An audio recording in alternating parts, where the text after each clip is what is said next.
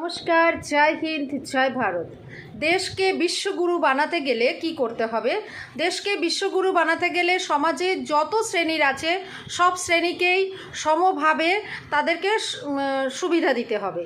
যেমন বড় বড় শিল্পপতিদের লক্ষ কোটি টাকা লোন মুকুব হচ্ছে, তেমন করে যদি সাধারণ মানুষ এবং গরিব মানুষের লোন যদি মুকুব না হয়, তাদের কাছে যদি টাকা না আসে, তারা যদি ঠিকভাবে ব্যবসা না করতে পারে, তাহলে কিন্তু দেশ আগে বাড়বে না বা দেশ বিশ্বগুরু পর্যায়ে যাবে না। আর সেই জন্য সাধারণ মানুষের কাছে টাকা আসাটা খুব দরকার।